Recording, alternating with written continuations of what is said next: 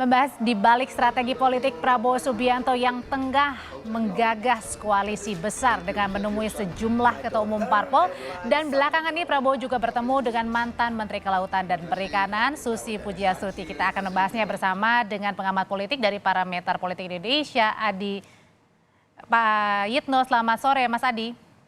Selamat sore, Mbak. Ya, Mas Adi, sepekan ini kan Pak Prabowo intens ya bertemu dengan ketua umum parpol. Tapi kemarin ini mengundang Bu Susi. Arahnya kemana, Mas?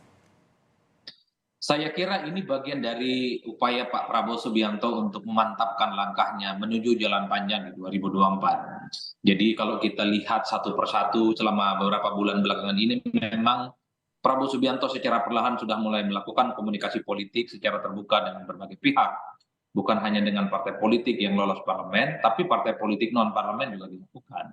Bahkan beberapa hari yang lalu, Prabowo Subianto kan mengundang sejumlah media misalnya, forum media, termasuk misalnya mengundang Habib muda yang lagi viral, termasuk misalnya bertemu dengan Bu Susi Pujiastuti gitu ya. Publik membaca ini sebagai upaya sebenarnya komunikasi politik ke publik Prabowo, kepada publik, kepada pihak siapapun di negara ini, pesannya sederhana, bahwa Prabowo untuk 2024 sangat terbuka, akan mengajak mereka menjadi bagian penting dalam pemenangan dalam Pilpres ya. Jadi ini tentu adalah upaya-upaya pemantapan sebenarnya bagi Prabowo untuk dekat dengan kelompok-kelompok dan pihak-pihak tertentu yang tentu saja bisa dimungkinkan diajak kerjasama dan tentu saja diharapkan bisa menjadi bagian penting dari pemenangan Prabowo di masa yang akan datang.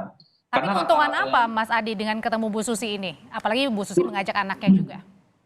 Bu Susi ini kan mewakili salah satu segmen pemilih perempuan yang cukup signifikan. Bu Susi ini kan banyak followernya di medsos. Bu Susi ini kan dinilai punya kinerja yang cukup bagus, banyak fans-fansnya yang tentu saja diharapkan. Kalau Bu Susi menjadi bagian dari Prabowo Subianto, maka sangat diharapkan betul bahwa para pendukung Bu Susi juga terafiliasi dengan Prabowo di Pilpres nantinya. Jadi pertemuan dengan tokoh-tokoh penting ini sebenarnya ada dua hal. Maksudnya pertama, sebagai bentuk penegasan bahwa Prabowo ini sudah mulai melakukan upaya-upaya pendekatan dengan berbagai figur penting. Yang kedua tentu saja figur-figur penting ini kan banyak anyaman jaringan-jaringan politiknya yang tentu saja juga diharapkan Tapi bisa kalau Bu Susi inline. sendiri Mas Adi, ini lebih ke segmen mana? Usianya berapa ini? Selain tadi kan terkenal di media sosial. Iya, segmennya tentu saja dua hal, di kalangan pemilih perempuan, di kalangan aktivis pro demokrasi, dan adalah pekerja-pekerja di bidang nelayan. Itu kan yang kemudian menjadi tiga variabel penting di mana Bu Susi Pujiastuti itu menjadi sosok yang saya kira menjadi figur penting ya untuk didekati, untuk diajak kerjasama, untuk diajak berkomunikasi. Saya kira dalam konteks itulah Prabowo Subianto itu bertemu ya, sekalipun misalnya hanya bertandang dan diklaim hanya sebatas bicara tentang politik kebangsaan dan seterusnya dan seterusnya. Tapi kan publik membaca secara runut bagaimana gerakan politik Prabowo itu secara perlahan sudah melakukan kerja-kerja politik, ketemu dengan tokoh, ketemu dengan media, ketemu dengan partai-partai politik, apalagi misalnya Oke. di survei-survei misalnya suara Prabowo kan mulai naik secara signifikan. Ini tentu adalah challenge, satu peluang yang tentu saja dikapitalisasi betul oleh Prabowo Subianto sebagai kepentingan untuk 2024. Tapi Mas Adi, kalau hitung-hitungannya nih ya, secara garis besar, kalau misalnya tadi mewakili keterwakilan perempuan begitu ya, ada nggak sih kira-kira kans yang besar untuk cawapresnya Pak Prabowo biar menang, ini adalah perempuan? Kalau bicara tentang cawapres saya kira rumit ya Mbak, karena Prabowo Subianto itu sebenarnya butuh cawapres yang satu ya bisa melengkapi kekurangan politiknya, terutama di basis-basis Nahdliyin. Jawabannya harus orang Jawa Timur. Yang kedua, Prabowo Subianto itu lemah di basis politik, terutama di Jawa Tengah dan Jawa Timur. Nah, Bu Susi sepertinya tidak memenuhi kriteria itu. Apalagi misalnya di survei-survei yang kita lakukan sepanjang tahun kemarin, nama Bu Susi tidak pernah muncul dalam radar pencapresan. Tapi ingat, secara kualitatif, dalam pembicaraan-pembicaraan elit, dalam pembicaraan-pembicaraan aktivis, dalam pembicaraan-pembicaraan top opinion leader, Bu Susi masuk kategori pemimpin yang memang dianggap memiliki kapasitas, punya kompetensi, dan punya dedikasi yang cukup bagus. Meski dalam survei-survei politik elektoral tidak muncul secara signifikan.